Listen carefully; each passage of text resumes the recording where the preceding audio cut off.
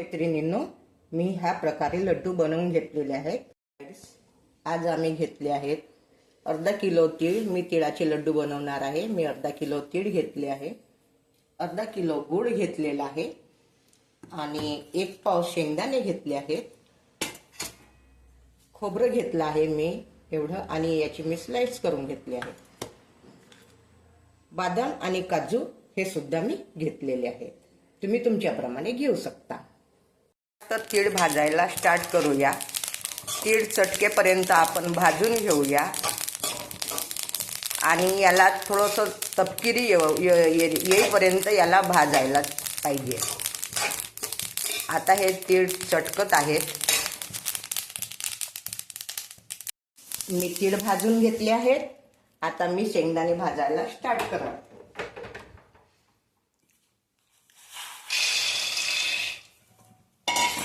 त्याच्या पाठीमागे हे भाजणार आहे आणि खोबरंही मी भाजणार आहे।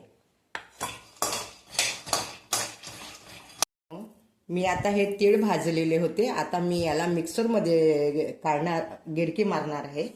आणि मी शेंगदाणे भाजले होते त्याचे पण मी छिलके काढून घेतले आहे, त्याला पण मी मिक्सर मध्ये गिरकी मारून घेणार आहे। मी तिळाला बारीक करून घेतला आहे, जास्त बारीक केलेलं नाही परंतु बारीक केलं याला।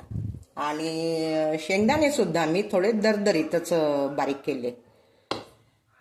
ड्रायफ्रूटला पण मी ह्याच प्रकारे दरदरीत मी बारीक केले। आता मी बनवायला स्टार्ट करत आहे। कढई मांडली आहे, कढई गरम झाली आहे, त्यामध्ये आता मी हा किसलेला गूळ घालणार आहे। गूळ घातलेला आहे मंडळी, याच्यामध्ये मी आता थोडंसं पाणी घालणार आहे। अर्धा किलो गुळासाठी मी फक्त ह्या मग्याने अर्धाच मग्गा पाणी घेतला आहे। हा छोटा मग्गा आहे, तसं तुम्ही वाटीने जर मोजलं तर एक वाटी किंवा 1 वाटी पाणी येऊन जाईल, ठीक आहे। आता मी गुळाला छान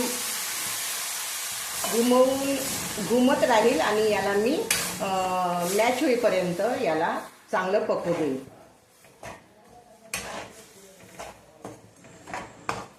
गेला आहे, मी याच्या स्वादनुसार थोडंसं नमक घालील, याच्याने दीर्घकाळ लाडू टिकून राहतो। आणि मी हा तिळेचा भुर्का बनवला होता, हे सुद्धा मी याच्यात घालणार आहे, मिक्स करणार आहे गुळामध्ये, गुळाच्या पाकामध्ये। ड्रायफ्रूट घेतले होते ते सुद्धा मी दरदरीत केले होते, ते सुद्धा मी याच्यात घालणार आहे। आणि शेंगदाणे सुद्धा मी याचे छिलके काढून दरदरीत केले होते, ते सुद्धा मी घालणार आहे।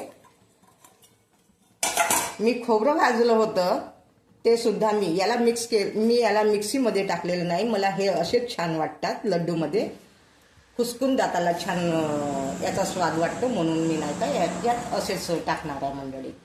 बघा तर मी सगळं मिश्रण आता मी एकत्रित करणार आहे आणि तुम्हाला लड्डू बनवून दाखवणार आहे। मैत्रिणींनो, मी ह्या प्रकारे लड्डू बनवून घेतलेले आहेत।